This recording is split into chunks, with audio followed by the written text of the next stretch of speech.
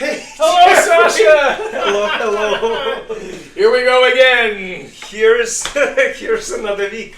So, ladies and gentlemen, should be a very interesting conversation.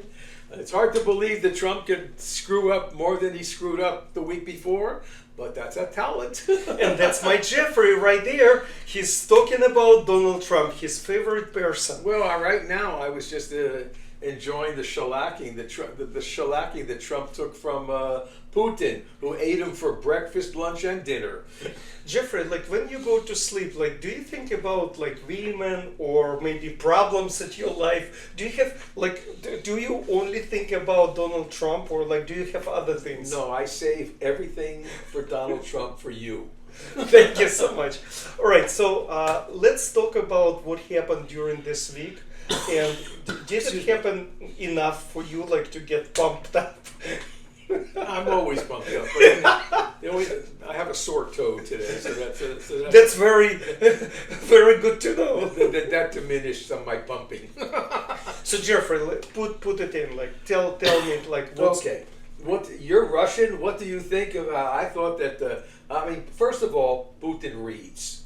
Okay, first of all, I'm not Russian. Yeah. I was born in Kiev. It's the capital of Ukraine. So I'm from Soviet Union. I'm Ukrainian too. Yes, you look like Ukrainian.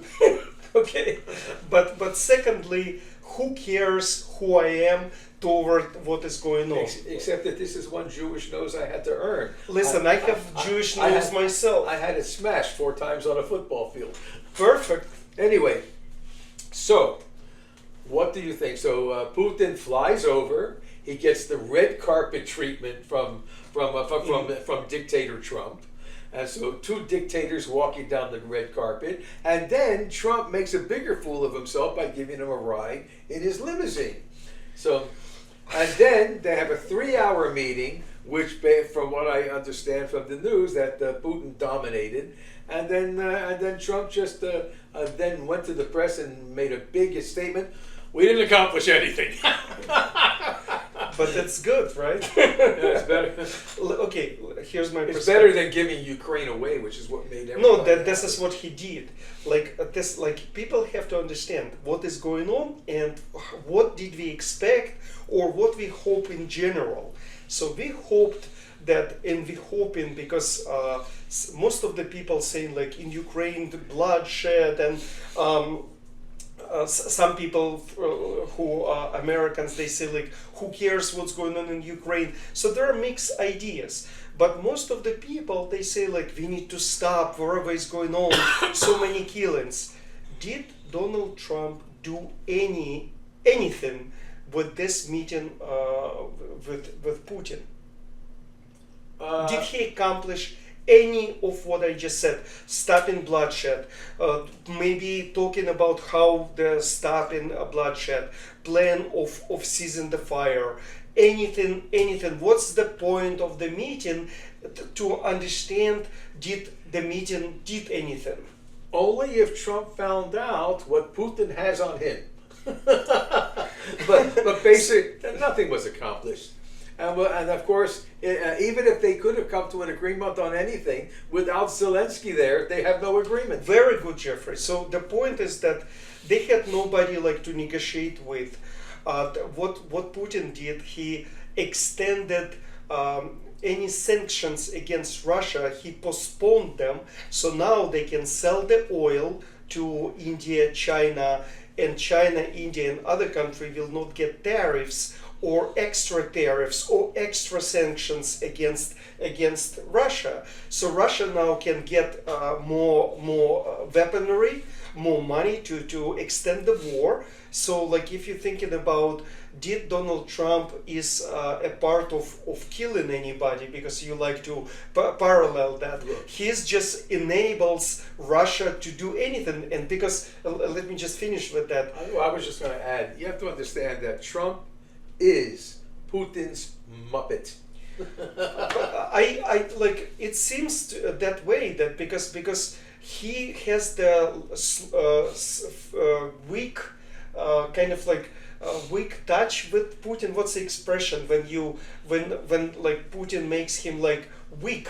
Well, the thing is that Trump cannot deal with anybody where he can't be the bully. Right. If somebody comes and bullies him, he is or makes weak. him like He is look weak and powerless. The only thing Trump cared about this meeting, didn't care about Ukraine, didn't care about Russia, didn't care about America. The only thing he cared about, which he couldn't stop talking about, was his Nobel Peace Prize, which Yeah, I and- hope to God he doesn't get.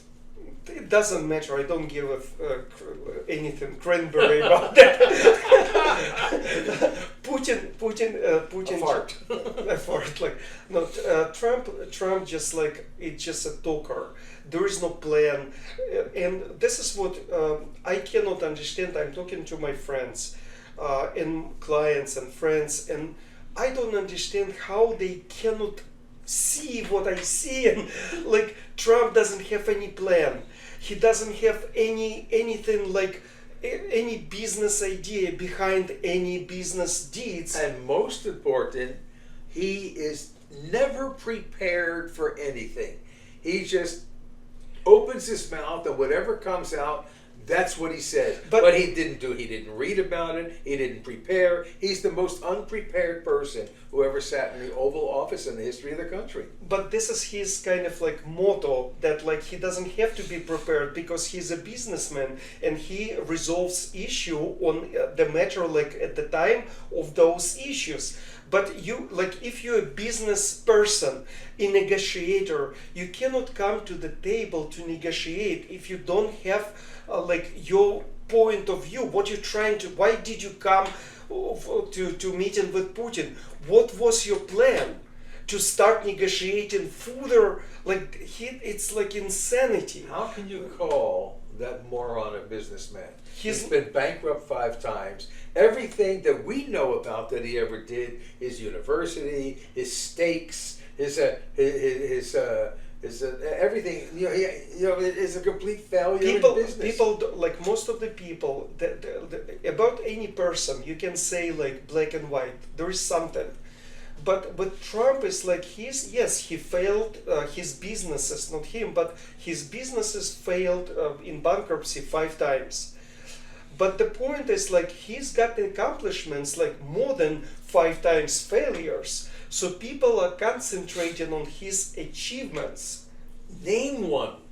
He became president of the United States. That's it.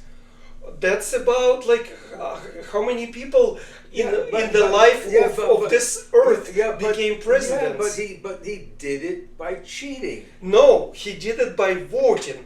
People voted for Donald Trump, and I'm very sorry about that. But the problem is, you go like to Las Vegas and you see sign Trump. You go to New York, you see signs on the building Trump. Do you have do you have a name on the building? Excuse me, but that is his business. His whole business. So he's a businessman. His whole business is about selling his name. Exactly. Not the building. All these buildings that he supposedly owns, he doesn't own. Bingo, Jeffrey. It's very bingo for you to say that because you just got it right away. His business always was in image.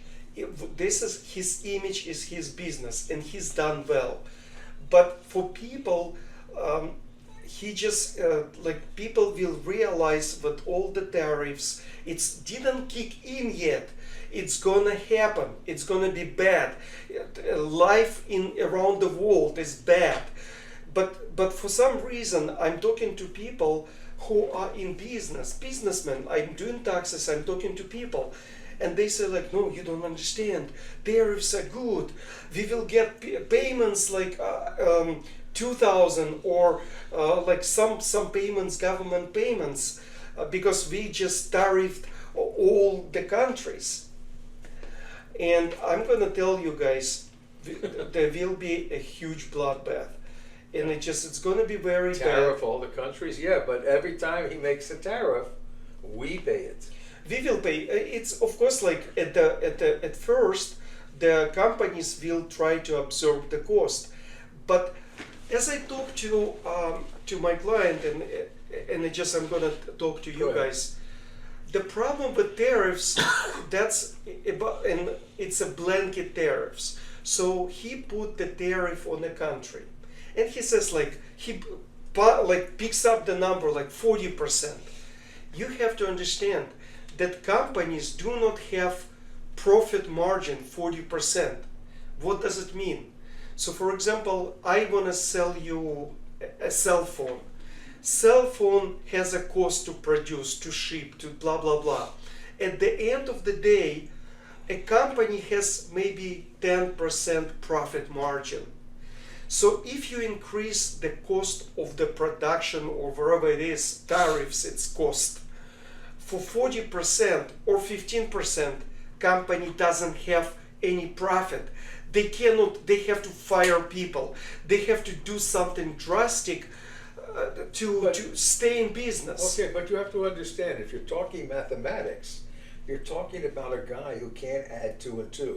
Don't forget, he came out on television and he announced to everybody he's going to save everybody 1,500, 1,600% on pharmaceuticals, which is very interesting because if you save 100% on pharmaceuticals, that means they're zero. free. yeah. But the problem is like people like it's jokes, ha ha ha. He says some stupid stuff, but he doesn't mean it. We need to like see what he does and he doesn't do because like so many things like and people are confused. What I'm telling you guys, business cannot sustain 40% tariffs. They have to raise the price, and you will be paying the price. They actually can't really sustain 15% tariffs, and that was the tariffs for years. Yeah, the tariffs is a tool, and tool is like it's going to be like 1 hour lecture. So my point is this tariff, it's a tool, which you like a knob. You put the tariff to do something, not to earn the money, to save your business. The best way to describe of your country. The best way is it's like a race. The difference is that this country makes the race, puts the goalpost here. So then the other country puts the goalpost here, and then so on. So nothing changes. The only thing changes is where you're placing the goalpost. And the difference is that most countries, before they make a tariff, there's a lot of decision. There's committees that get together and decide what the tariff is. Let me just. Trump just falls out of bed and 50%. What country can I put Jeffrey, it on? be careful. Did you take your pills? All right. So the point with tariffs. you start. They're not strong enough. Yeah, I know. Like, the point with tariffs, like for example, you have an industry that in your country you want to protect it from the other industry from the other countries, so that cheap product that comes to your country will not destroy the industry that you have in your country. But we as Americans, we have higher salaries compared to any country in the world. We have higher costs. So we cannot tariff our business and our lives like to kind of use the tariffs so people will from other country will stop to ship us their product because we don't produce most of the things that we need in our country. So either we will pay the price accelerated by the tariffs, or you thinking we will just start doing product in our country. But it's so, I mean, it's like 2 hours. I said it's 2 hours lecture that we cannot do that. And also, by the time you can even accomplish that, start building the factories. Building a factory and get anything set up, it's going to be long after Trump is gone. It's going to be so. It is outrageous, and most of the people kind of like, no, but this, oh, but he's. What I learned that people, and Jeffrey, are you paying attention? Yes. Because, okay, I'm just making sure you're here still. The people who voting for Trump, who have higher hopes for Trump, they are against Democrats, and they have nobody. If they're not Republicans, because name one Republican besides Trump that you say like this guy also makes sense. Oh, this guy, because there is no plan, there is no Republican idea. Everything is kind of like Yeah, but you have to also realize that in the last two elections, the Republicans did not even have a platform. there is no platform. Their platform is Trump, who says things that true or not, yes or no, it doesn't matter. It's better than crooked Hillary. It's better than Sleepy Joe, and people like, yeah, this Joe is very sleepy. And like, what does it mean, like in terms of fiscal policies, that Biden's bills of creating more industries in America, putting things like working in America. But there's one thing that's very interesting, which I heard on I think it may have been Bill Maher, and then all of a sudden he said apparently Trump has now put out all these advertisements for ICE agents. And you can become an ICE agent when you're 18, and there's no age limit, which means that Biden can be an ICE agent. Can you imagine Biden as an ICE agent? Well, ladies and gentlemen. No, please don't pick on my Joe. Joe is a good guy. Like, he doesn't have to be there like to catch those illegal. He can inspire you. But anyway, it's just insane. But now. Speaking of ICE agents, we have to talk about this because we only have so much time. Do we have to? We only have so much time to do these crazy shows. So one part of this crazy show should be the fact that Trump and his idiotic administration, the first thing they want to do is make us not talk about Epstein, which is fine. Because but Epstein, the more they try not to talk about it, the more everybody wants to talk about it. Yeah, because if you prohibit something, people will go ahead. So the other thing is that now he's decided to for martial law in every Democratic city, beginning with Los Angeles, and now going to DC, and next will be Philadelphia and New York and Chicago. It's not going to be sustainable. It's another crazy stuff. Well, it's just insanity. The biggest crime rates are in Republican towns. So, but it's an insanity, and it's going to just go like, I don't see like Epstein stuff like will hurt Trump, like as far as like he did something illegal. If the girls name him, then he's got a problem. Right, but still, for how many years the files have been at FBI custody? More than that, I watched in the last few days on Netflix. Not that. It's a secret Netflix platform, or but there's a documentary about Epstein and a documentary about Maxwell, and half the people on these documentary are these girls that we're not supposed to know the names. There they are, naming themselves, talking about it, explaining everything that happened, and that how they were recruited by Maxwell to solicit the same girls. So everybody thinks there's only about 15 or 20 girls. No, there's over 400. I think it will be like Russian scandal, like which people don't know how to call it. But the problem will be Trump will not be tied to any like any of the physical things. So, but he will certainly be. But he will certainly get tied to the knowledge of it. Yeah, but the problem is you cannot. You can't do anything. You cannot prove. You don't have to prove it because he's already been found guilty of the same thing. Yeah, but people who support Trump, they feel it as like all that investigation against the freedom of their thoughts, the freedom of them. They have Trump as some kind of a miracle, and they just thinking that miracle is going to be like put in jail. But the most important thing is like who's this one guy, I really like him. He's a bit of a radical, but anyway, it's all about the economy, stupid.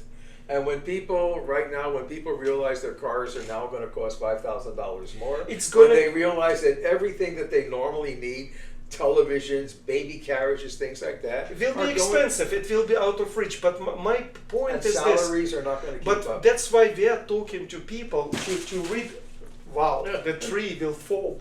So because we want, like I want, and Jeffrey also agreed with this project, what we are doing, it's not that to tell you like, oh, you're so stupid, you like Trump, or you're so smart, you like Trump. The point is like we have to wake the fuck up now to get ready what's going to happen in the future, because we don't have anybody who will substitute any in a Republican Party. We have Democratic Party, which is like also complete. They have no platform to make our country good country. Nobody has fiscal policy, and I have in my book, but it's not that it's panacea for everything. It's just a starting point of realization that we are not going in the right direction. And that's why like I'm hoping that with this what we do, like one person, two people, five people realize and start talking about that, because the problem will be inevitable, and there will be a huge problem in the world, in the United States. Okay. The other thing that we need to talk about, and we're talking And about, let's make it final. yeah, but we're talking about the economy and everything else. We have to realize now, because now it's becoming a major topic of conversation all over. What is AI going to do to the economy, to the way the United States works, to the way the government works? The other thing that's very important to talk about the Republican Party is that, it looks like it's turned into a white racist organization. And they are pushing for everything, everything to bring the United States back to the time of before the 1950s. I think like Jeffrey, it's not a Republican. There is no Republican Party. Please. Well, that's for sure. Yeah. So like when you say Republican Party, it's going protection of the Christ or Antichrist, and they all protecting one person. It's Donald Trump, and it's not like because I like him or I hate him. I'm talking about like what is the bottom line for the country, and the answer is like, oh, you don't know. He doesn't have to tell you. You will see. Let's wait and see. And I say like, okay, why can't I see the plan? But tariffs are 2% before this year, 2% of the our like tax like income of a country. There is like we will do it like 5%, 10%. It will not resolve anything. We're destroying business relationship with all the countries, and nobody cares about it. And the other thing is, as soon as somebody, even his own people, tell the truth, well, this is the price index. This is everything. Everything that he doesn't like, the people get fired. So you can't have a country where even businesses can't depend on the numbers that are coming out from the government. Jeffrey, and good that you brought it up, because like you see, this is the problem when instead of concentrating on real stuff, people bringing up that firing of that statistic lady from the government statistics and stuff. So, but this is like you have to like understand that 2 months in a row, that report, the unemployment rate was not unemployment rate, but number of jobs was incorrectly stated, and it was incorrectly stated on a big scale. So I would also fire that somebody from the head of the department. But the reason it was wrong is because you cannot decide, you can't find those numbers in 1 month. But it takes 2 to 3 months before the numbers become accurate. Right, hold on. But that's a problem. So somebody has to the point is this is good, we are discussing this. But people have to understand, yes, numbers could be wrong, but not on that scale. So I back up Trump's decision to fire a person, because it's a major screwed up on the two times in a row to report, to underreport or overreport on such a big scale. Then the new person has to come up with a new idea, maybe reporting a little bit later. Don't rush with the numbers. Exactly. So, but it's not bad if they don't report, but report later. So I'm not gonna jump on with the conclusions on that particular like decision from Trump. What about the idea of, instead of coming out with what's supposed to be an accurate report, to come out with what somebody thinks are estimates? Estimates, like we cannot estimate. There is no point of estimates. If the government reports the numbers of jobs created, if government cannot report, they should say like, we don't have a good number, we have no good feeling, we will revise this number.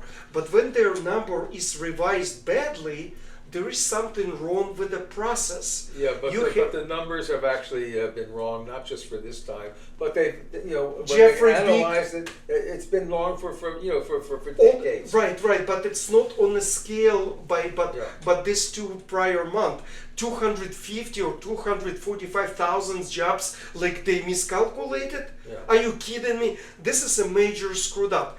But the problem is when you start attacking that idea that Trump did, I think it's actually a good idea that to make the government reporting properly. So I would applaud Trump administration firing and making sure that that agency report properly. But again, look at the 90% what he's doing. If it was me, this woman was so qualified, I wouldn't have fired her. If she was qualified, she wouldn't report the numbers. Yeah, but she reports the numbers that she receives. She doesn't analyze the numbers. There's a whole organization that does that. If they're doing it wrong, then she should have been told, no, you've got to change your method of compiling these statistics. She's the head, but she's the head of the agency. Okay. She must. I think we've got enough of this subject. We made our point, whatever it is. So anyway, so you decide, like, you can comment, you can she fired. So there you have it. So basically, of course, we could go on, and Trump's taking over the Kennedy Center. Trump's doing this. Trump's doing that. The only thing that Trump cares about is that the name Trump is in the news 24 hours a day. If he does that, he's accomplished what he set out to. We are talking about Trump because our life is depending on Trump, and like the whole world is dependent on Trump because he made it. He achieved to be talked about him. Everybody reminds me of the old days with Reagan, and Reagan would say, "What did he do today? He did nothing. Thank God." Yeah. So let's talk next time about AI, because I want to just talk about the AI, like as what AI can do, it will do or not do in our lives, and how it affects the jobs. There's even a new video, I don't know if you've seen it, but in Japan, they're having all these competitions with robots. Yeah, so that's hysterically funny. Let's talk about that next time, because I want to be more prepared and give like more information on AI and how it's going to affect our lives. You might even get to see the robotic version of us. Potentially. All right. Okay, thank you very much. We look forward to seeing you next week. This was episode 21. So we're actually Blackjack. We're actually compiling a real podcast now. Tell everybody. Please tell everybody and read the book. Thank you. Thank you. Take care, guys. All right.